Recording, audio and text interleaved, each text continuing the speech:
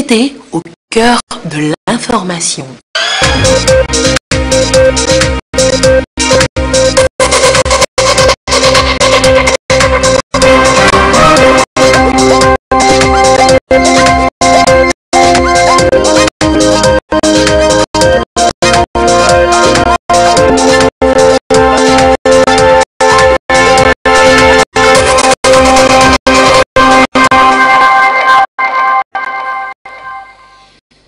Merci de votre attention. L'actualité ce mardi, c'est parti pour le bac 2. Depuis ce matin, la course au premier diplôme universitaire.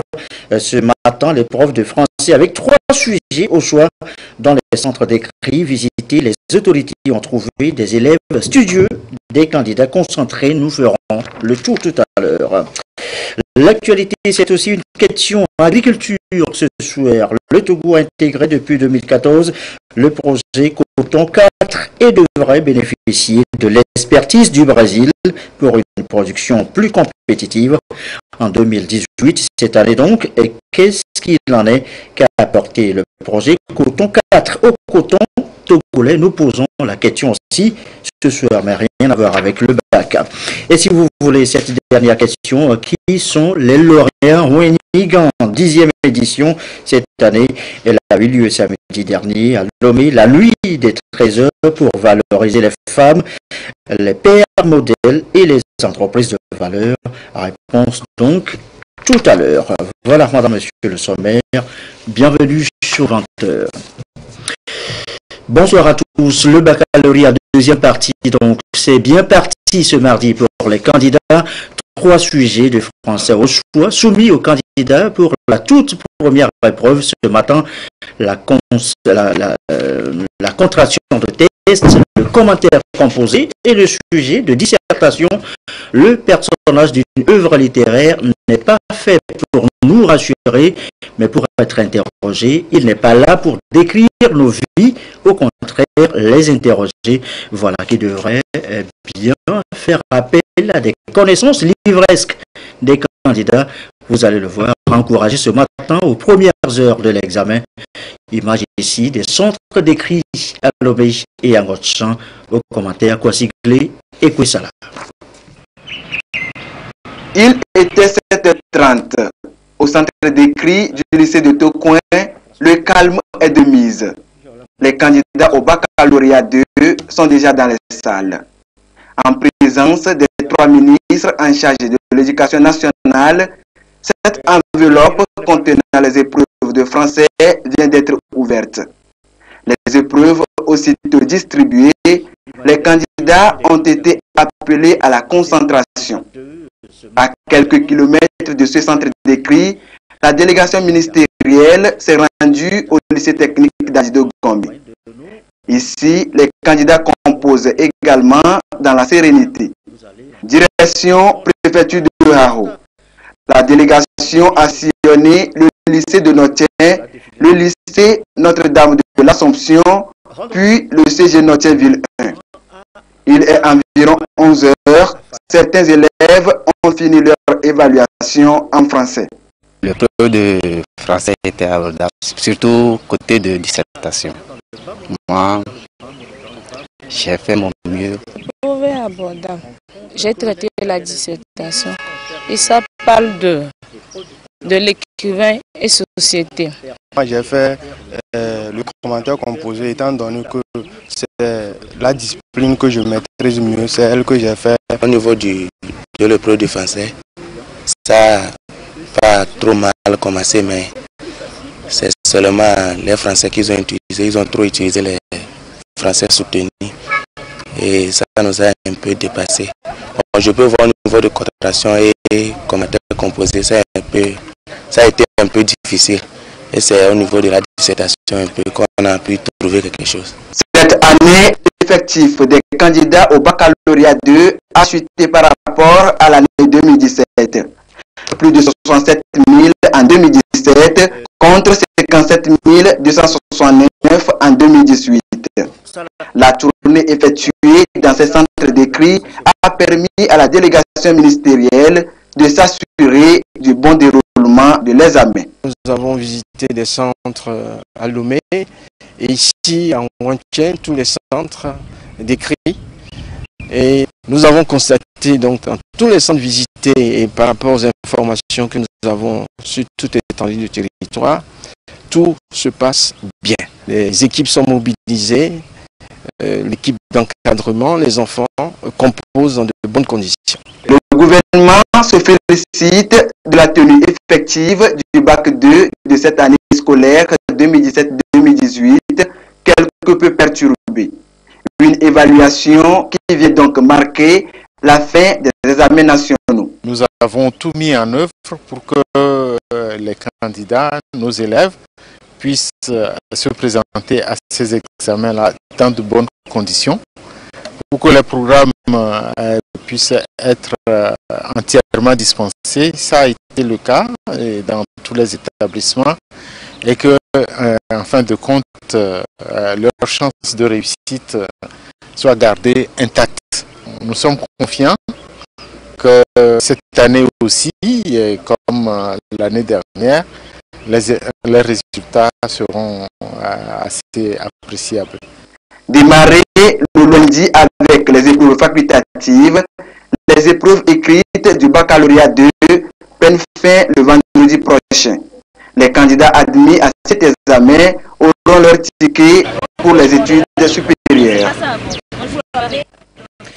Images d'élèves studieux, de candidats concentrés sur les épreuves de bac 2 ce matin, à suivre également dans nos prochaines éditions dans les autres centres d'écrit à Kara, à Sokodé, à Takwame et d'Apaon. Ce sera donc dans nos prochaines éditions. Notez aussi que les députés de l'Assemblée nationale vont se réunir pour la deuxième séance plénière de la deuxième session extraordinaire de l'année 2018. Cette séance aura lieu donc vendredi 10 août prochain à 9h au siège de l'Assemblée nationale. C'est ce qu'indique ce communiqué du président de l'Assemblée nationale. Rendons-nous maintenant à Afania. Nous l'annoncions en titre à Afania dans le Bamono. Là s'est déroulé ce mardi une rencontre colonel Agadazi, ministre en charge de l'agriculture et producteur agricole. Les échanges ont permis de faire un bilan à mi-parcours sur le projet Agri-PME. En rappel, et bien sachez que c'est ce projet qui permet l'accès plus facile à l'engrais pour les producteurs, surtout les plus vulnérables. Le compte rendu de Ramdan Bassina. L'agriculture à laquelle le Togo aspire vivement est celle qui doit permettre aux paysans de vivre de leur labeur et de devenir aussi de vrais entrepreneurs. Le projet Agri-PME, mis en place par le gouvernement, est une réforme permettant un accès facile des paysans aux intrants, notamment l'engrais. Ceci pour accroître les rendements et permettre l'autosuffisance alimentaire. À Afania, dans le Bamono, ce projet a permis de multiplier par 5 le nombre de producteurs enrôlés et de tonnage d'engrais servis comparativement à la campagne précédente. Un résultat atteint grâce à l'implication de tous les acteurs. Nous avons eu d'abord une rencontre de pré-saison et à cette rencontre, nous avons distribué des fiches sur lesquelles il y a la liste des paysans nécessiteux qui sont déjà retenus. Et après, j'ai gongonné dans le village pour sensibiliser tout le monde que l'objectif, c'est de rendre la population à la base heureuse. Et l'agriculture est le premier moteur. Nous sommes le vivier du riz à Gomenglozo. Et nous avons beaucoup d'encadreurs. Gomenglozo a les agents de l'ICAD. On a beaucoup de formations là-bas. L'agriculture togolaise bénéficie de plusieurs projets, dont le tout dernier, le MIFA, mécanisme incitatif de financement agricole. En plus de la libéralisation progressive des engrais, l'organisation au sein même des paysans est vivement encouragée. D'où cette rencontre avec le ministre de l'Agriculture. On a eu des avancées significatives en termes d'engagement de stock dans les zones rurales. Pour la campagne passé sur l'ensemble du territoire, il n'y avait que 14 000 paysans vulnérables qui ont pu effectivement rentrer en possession de l'engrais subventionné. À mi-parcours, 50 000 paysans vulnérables ont déjà touché l'engrais. Donc de 14 000, on est à 50 000 paysans, c'est-à-dire qu'on a eu à faire un saut qualitatif dans ce nouveau mécanisme. C'est très bien comme résultat, mais il y a encore fort à faire. AgriPME lancé depuis 2016 permettra, tout comme d'autres projets déjà en place, d'accroître les productions agricoles et les rendements et remettre l'agriculteur togolais à sa juste place d'entrepreneur. Agriculture encore, on en parlait hier. Le Togo, depuis 2014, a adhéré au projet Coton 4. 5 pays en tout en Afrique sont concernés. Ils devraient tous bénéficier de l'expertise, du savoir-faire du Brésil en matière de production de coton plus compétitif. Arrêt ce soir sur le Togo qui nous intéresse précisément. Et cette question, depuis 2014 donc, depuis que notre pays a intégré ce projet Coton 4, qu'est-ce qui a changé dans la production cotonnière? Question toute simple, élément de réponse dans ce dossier préparé et présenté par Félix Sindacha. D'une production de 30 000 tonnes les années précédentes à plus de 117 000 tonnes de nos jours, il est indéniable que la filière cotonnière togolaise a fait un bond considérable qui lui permet de contribuer à la croissance économique du Togo. Une embellie qui, il faut le reconnaître, provient de plusieurs facteurs conjugués. Il s'agit de l'accompagnement technique de l'Institut togolais de recherche agronomique ITRA, un institut qui, grâce à l'accord cadre pour la mise en œuvre du projet Coton 4 plus Togo, a bénéficié de l'expertise du Brésil. Il s'agit de maîtriser les méthodes de lutte contre les principaux ravageurs du cotonnier. Et le deuxième axe, c'est l'accès au matériel végétal le plus performant possible et adapté à nos pays dans le contexte environnemental de nos pays, donc les bonnes variétés. Et le troisième axe, c'est la gestion des sols, la gestion de la fertilité des sols. Et pour ce faire, nos équipes ont bénéficié des missions techniques au Brésil pour être formées. Nous avons aussi bénéficié d'une organisation de nos structures de recherche. Et si c'est le cas du Togo, nous avons bénéficié de la mise en place d'un dispositif protégé de recherche sur le coton. Avec la dégradation de la fertilité des sols, la pression parasitaire, auquel s'ajoute la mauvaise pratique agricole, la chute des rendements était assurée dans la filière coton. Une chute redressée avec l'introduction de variétés brésiliennes qui donnent de bons rendements. Pour avoir une bonne production, si vous avez les techniques de protection du cotonnier économiques et efficaces, si vous avez un sol fertile, il faut avoir de bonnes variétés, donc des variétés à haut potentiel de rendement au champ comme à l'égrenage. Et pour ce faire, le Brésil a introduit ce nombre de variétés dans nos pays. Nous les avons testées pour apprécier leur potentiel de production, leur rendement au champ et leur qualité au niveau, disons, des industries. Avec les variétés et la technologie que le C4 a introduit au Togo à travers notre institut technique, ça nous a permis de commencer par améliorer le problème de rendement. Il y a aussi les chenilles, c'est-à-dire les ravageurs qui deviennent de plus en plus résistants et d'autres apparitions aussi qui viennent aussi compliquer la protection phyto des plants. Tout cela, avec le C4 et avec l'ITRA, nous sommes en train d'acquérir d'autres technologies qui vont nous permettre d'éradiquer ce problème des ravageurs. La vision stratégique du Togo est de produire 200 000 tonnes de coton d'ici à 2022. Avec le projet Coton 4 plus Togo, l'espoir est permis d'atteindre cet objectif et redonner à la filière cotonnière togolaise ses lettres de noblesse.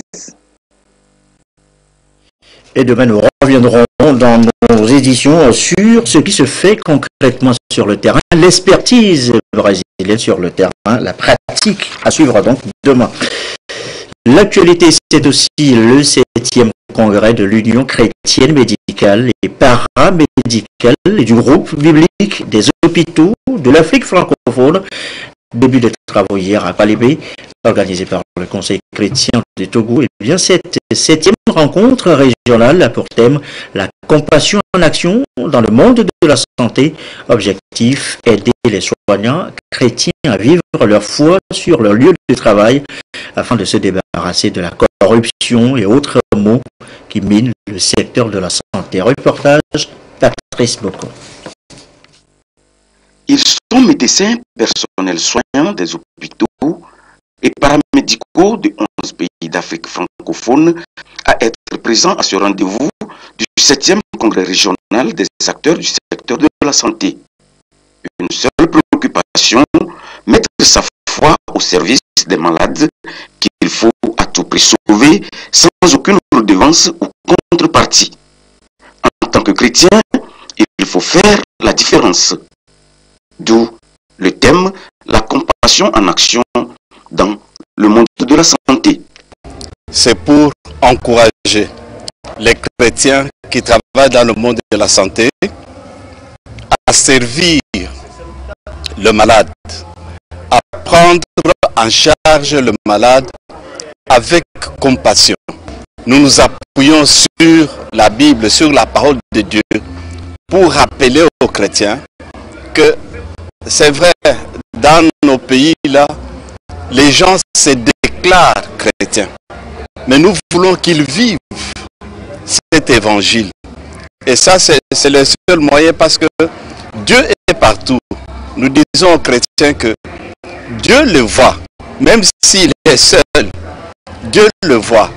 C'est en 2016 que nous avons organisé une nouvelle assemblée générale constitutive pour mettre sur pied un nouveau bureau. Et c'est à partir de ce moment que nous voyons que le travail a commencé par évoluer. Disons que nous avons installé un bureau à Neho, à Tchévier, à Takpamé, à Palimé ici, et il y a aussi des bureaux locaux dans les formations sanitaires à Lomé.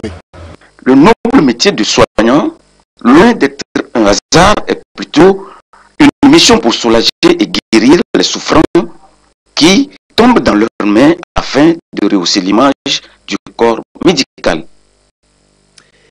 Également dans l'actualité, ce soir a signalé encore la journée d'explication du Conseil supérieur de la magistrature. On en parle depuis la semaine dernière. 2 tests font l'objet de cette campagne. L'un s'adresse aux magistrats, l'autre aux justiciables. Les précisions de Sandra Ziabui. Aujourd'hui, force est de constater certains manquements graves liés au respect des valeurs qui guident la fonction des magistrats et l'ignorance même des justiciables de leurs droits et obligations. Pour mieux asseoir une justice de qualité, il urge de sensibiliser les 2 parties prenantes. C'est dans ce cadre que 2 guides sont mis au point par le Conseil supérieur de la magistrature pour conscientiser les concernés et réduire les mauvaises pratiques qui gangrènent la justice togolaise dans son ensemble. Nous voulons donc interpeller, ou mieux circoncire les cœurs des justiciables et des magistrats afin que la magistrature soit de bonne qualité au Togo. Les citoyens sont contents, hein, on lit visiblement dans leur regard qu'ils sont bien informés et que désormais les choses ne seront plus les mêmes. On veut appeler aux citoyens de contribuer à l'œuvre de la justice parce que seuls les magistrats ne peuvent pas réussir cette mission. Il faut une collaboration entre les citoyens et les magistrats, du moins les acteurs de la justice, pour que la justice soit une réussite au Togo.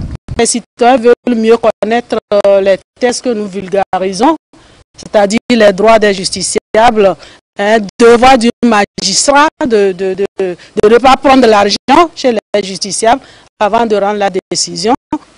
Cette campagne de vulgarisation a déjà débuté dans les régions de la Savane, de la Kara et de la Centrale, où les membres du Conseil supérieur de la magistrature ont animé les meetings. Elle se poursuivra dans les localités de Sagbado, Baguida et Bay. Indignation, condamnation, ce sont là les sentiments dans la communauté musulmane après la profanation de certains lieux et de prières et mosquées dans la zone à Guenivé. Dans un point de presse ce mardi, elle en appelle, cette communauté musulmane, aux autorités pour préserver la paix tout en mettant fermement en garde les acteurs de ces actes crapuleux. Le point, Badari Achakala, Komo Boyante. Selon ce point de presse animé par l'Union musulmane du Togo, au moins 3 mosquées ont été brûlées en l'espace de 2 semaines dans le Grand Lomé et aussi des Corans déchirés, chiffonnés. La première profanation, celle de la nuit du 27 au 28 juillet 2018 contre la mosquée à Agoué-Nivé, puis celle contre 2 mosquées dans le quartier abritant le camp Fir, la nuit du 31 juillet et du 3 août 2018. Les auteurs de ces actes de vandalisme qui cherchent tous azimuts à mettre en péril le vivre ensemble religieux et l'entente interreligion au Togo ne verront pas leur objectif atteint et les musulmans vivront en parfaite harmonie, comme toujours, avec toutes les obédiences religieuses. Quoi qu'il en soit, ces actes sont inacceptables dans notre République laïque et bien plus, car la liberté religieuse est garantie par la Constitution togolaise en son article 25. Dans le cas d'espèce, la profanation des Écritures saintes et la destruction des matériels de célébration de la prière dans les mosquées participent sans doute à entraver la liberté de culte des fidèles des mosquées vandalisées. La répétition de tels actes met à rude épreuve la communauté musulmane. Dans ce contexte, l'UMT invite la communauté musulmane du Togo à ne pas céder aux provocations de ces bandes, à redoubler de vigilance dans la sécurisation des lieux de culte et continuer à préserver des valeurs de tolérance et du vivre ensemble, lesquelles caractérisent la foi musulmane. L'Union musulmane du Togo salue la réaction du gouvernement et les efforts déployés dans la recherche des auteurs de ces actes ignobles. Elle l'encourage dans les procédures afin de mettre fin à ces actes de délinquance. Il est 20h21. L'actualité à l'étranger. Cette décision surprise hier du président Alassane Ouattara.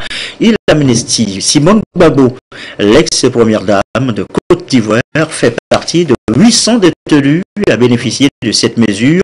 Ils étaient tous poursuivis pour crimes en lien avec la crise post-électorale de 2010-2011. L'ancienne première dame devrait recouvrer la liberté demain, en croire son avocat. Le présidentiel en RDC, Joseph Kabila, reste toujours silencieux, à moins de 48 heures maintenant de la date butoir de dépôt des candidatures. Le chef de l'État congolais sortant n'a donc pas pipé mot, alors qu'il doit dire d'ici à demain, mercredi 16h30 au plus tard, s'il désigne un dauphin à l'élection présidentielle du 23 décembre ou s'il brigue un troisième mandat. La Constitution lui interdit en principe. Les menaces de sanctions étrangères aussi pèsent. Kabila toujours silencieux. L'Église et l'Union africaine montent par contre au créneau. Nous y reviendrons. Retour chez nous, la culture de la paix, la lutte contre le racisme, idéaux partagés par les jeunes du Youth and Students for Peace. Le Togo a désormais sa section portée sur les fonds baptismaux samedi dernier. Sonia Medipo. La paix, un mot qui a toute son importance dans le développement durable de tout pays. C'est donc à ce titre qu'est lancée ici cette organisation Youth and Students for Peace, YSP, entendez, l'association des jeunes et étudiants pour la paix, section Togo. C'est une branche de la Fédération internationale pour la paix créée par le Coréen Révérend Moon. Youth and Students for Peace a pour mission d'inculquer la culture et les valeurs de paix du vivre ensemble à la jeunesse mondiale, en particulier celle du Togo. C'est important de cultiver les valeurs de paix parce que sans la paix, il n'y a pas d'avenir sûr et certain pour la nation togolaise. En tant que jeunes, nous avons cette responsabilité de travailler avec toute la jeunesse dans tous les lycées, les universités et aussi au niveau des primaires. La YSP est une branche de la Fédération pour la paix universelle qui œuvre à ce que les jeunes puissent se connaître, se découvrir, être en harmonie, avoir une culture de paix et vivre ensemble. Vivre pour les autres, se sacrifier pour les autres pour que nous puissions construire un monde de paix. La paix est une action, un état d'esprit et chacun des acteurs de la vie nationale doit œuvrer pour sa préservation et sa pérennisation. C'est le message apporté par le président Afrique de l'Ouest de Youth and Students for Peace. Le YSP aujourd'hui, en se basant sur les valeurs universelles, c'est-à-dire l'amour vrai, la recherche de la vérité permanemment, aujourd'hui vise à former le caractère chez les jeunes afin que nous puissions avoir dans un avenir proche des jeunes véritablement patriotiques. La mise en place de cette association s'inscrit dans la droite ligne des recommandations assorties du sommet africain pour la paix et le développement tenu en janvier dernier à Dakar au Sénégal. Les représentants du ministre en charge de la jeunesse et de l'emploi des jeunes et des parlementaires ont salué l'initiative et encouragé les promoteurs à œuvrer pour que règne la paix et l'unité au Togo. Des ambassadeurs de paix ont été également investis afin d'accompagner le YSP dans sa mission. Deuxième édition samedi dernier à Lomé de Rouen-Nigan. Cette nuit, des trésors qui valorisent les femmes, les pères modèles et les entreprises de valeur. La remise des trophées, c'était donc samedi. Alors, qui sont les lauréats? Le récit et la réponse de Sophie Niano, Viviane Sauvy avec Rachel Avou.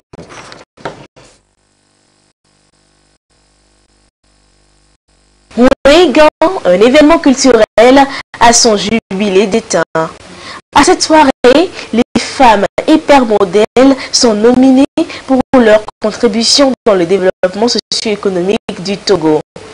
Pour l'édition 2018, la Houégan Ayawavi Demba Tinyukpa passe le témoin à Madame Patience Niawa Awagnon pour un mandat de 2 ans. Je suis émue et surprise. Je ne m'attendais pas, mais ils m'ont envoyé une lettre, ça fait 6 mois. Et j'ai accepté. J'ai vu mes parcours. Je sais que je le mérite aussi. Je suis directrice de société et j'ai au moins 20 employés. Je pense que je vais aider les veuves, puisque j'ai été veuve très tôt, je sais ce que c'est. Grand détail, l'événement est accompagné par des hommes et femmes qui ont porté le titre de Houégan. Une sélection qui se fait sur des critères pour valoriser les femmes, les hommes et les entreprises de valeur au Togo et dans le monde. Pour être une Houégan, il faut être de bonne moralité. Ça, c'est le premier critère. Le deuxième critère, avoir marqué d'une façon exemplaire sa carrière professionnelle et ou son temps.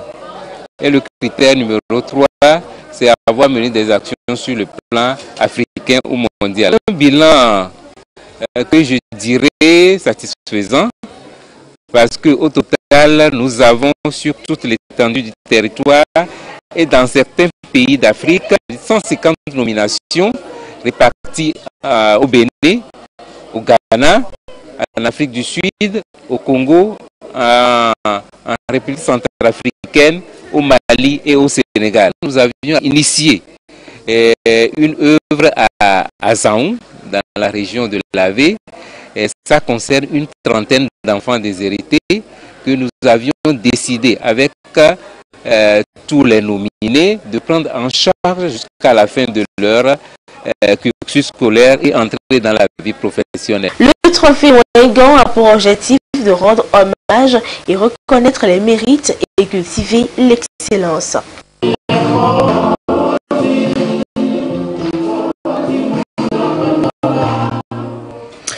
Et voilà, notez aussi l'ouverture hier lundi du 4e congrès panafricain du renouveau charismatique et catholique à Lomé, un rendez-vous international chrétien pour les fidèles catholiques du renouveau, rendez-vous d'échange et de partage d'expériences en matière de foi et de cadre de vie professionnelle. 24 pays de l'Afrique, en plus du Togo, ont répondu présent. But de cette rencontre, faire de cette dernière un nouveau départ pour le rayonnement de l'Afrique dans le concert des nations. Reportage de Billy Johnson avec Gérard Lagoudou. Le Togo est le 4e pays à abriter ce congrès quadriennal panafricain du renouveau charismatique catholique après le Ghana en 2007, le Cameroun en 2011 et l'Ouganda en 2014. Une rencontre internationale autour de la foi chrétienne placée sous le thème « Je mettrai mon esprit en vous et vous vivrez ». Extrait de Ézéchiel chapitre 36 versets 27 à 30. Et c'est parti pour une semaine de louanges, d'adoration, d'enseignement et de partage d'expériences. Le renouveau charismatique est un courant de grâce qui est né dans l'Église catholique dans les années 60. C'est un courant de grâce qui vient nous réveiller de notre peur, qui vient nous donner le goût de la parole de Dieu, qui vient nous donner le goût à la prière, qui vient nous donner le goût à une relation personnelle avec le Christ. Donc c'est ce courant de grâce que nous célébrons dans l'Église catholique. Près de 3000 délégués venus du continent africain, de l'Europe, des États-Unis d'Amérique prennent part aux activités inscrites au programme de cette 4e rencontre internationale du renouveau charismatique catholique que le Togo s'honore d'accueillir. Le choix porté sur Lomé pour la tenue de ce 4e congrès panafricain du renouveau charismatique catholique nous honore à notre tour et surtout à ceux qui sont venus de l'extérieur.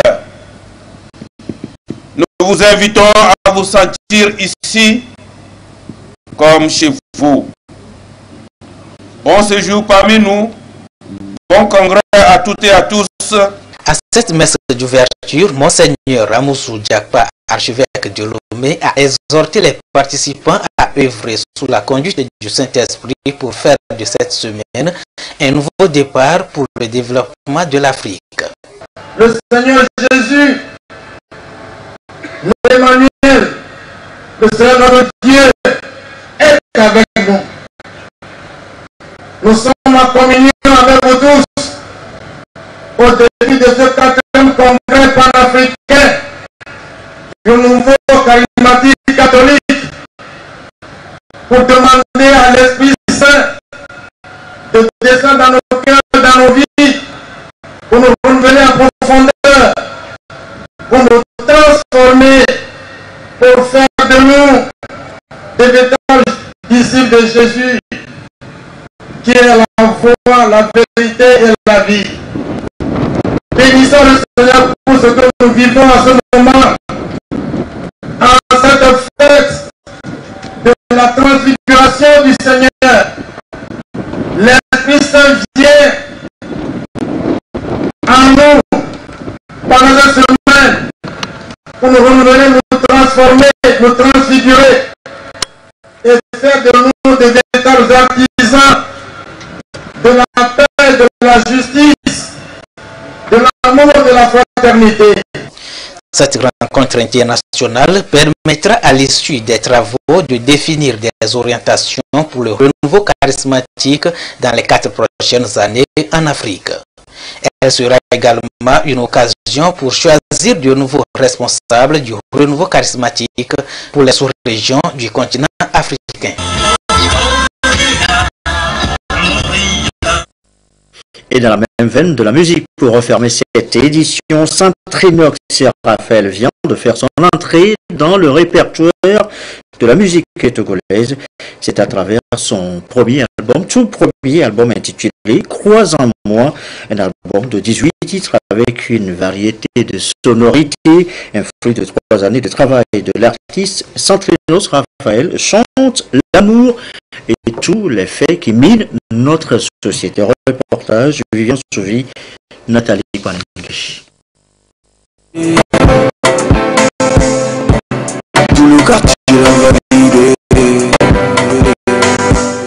Saint-Trénox Raphaël, une étoile montante de la musique R&B au Togo.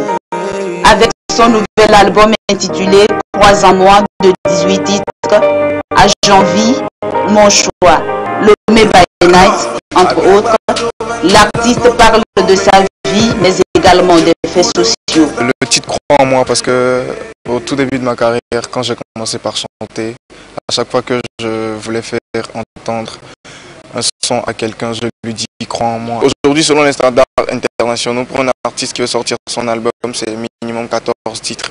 Donc j'ai juste décidé d'en ajouter 4 pour faire 18. À la base, quand j'ai commencé par chanter, j'ai dû faire une pause de 2 ans. Je me dis, si un artiste compose un son par semaine, ça fait 52 semaines dans l'année. 2 ans, ça fait 104. Donc choisir 18 de 16, 104 sons, c'est pas du tout beaucoup. Je chante beaucoup l'amour, mais sur mon album, on retrouve aussi d'autres thèmes du genre le titre California Love, comment la vie se passe à Lomé et tout ça. California, déjà, c'est un nom que j'ai...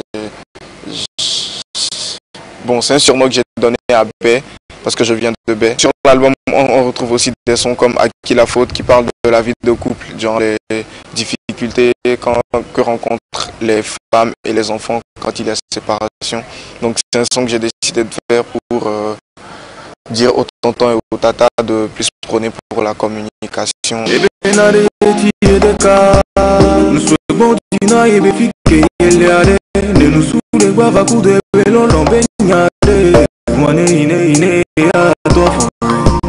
La musique ça ne paie pas. Ni un peu mes bagnons n'a pas de quitte-moi. A au bout de me les écoute pas. Ni un moulé long à égo bonama. Les guettes les naves on n'avance pas. Je crois en toi, toi aussi crois en moi. Saint-Trénox Enos Raphaël fit ses premiers pas dans la musique en 2012 au collège Saint-Joseph.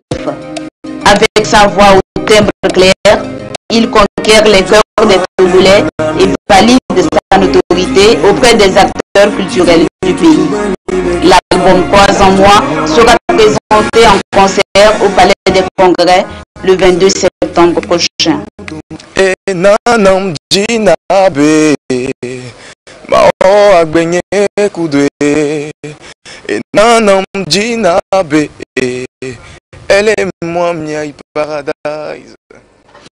Voilà, rendez-vous pris, rendez-vous bien noté avec Centrenos Raphaël, belle voix de la musique togolaise. Et ceci referme ce journal. Merci à vous qui nous suivez ce soir et particulièrement à Afagnan dans le Bas Monoué.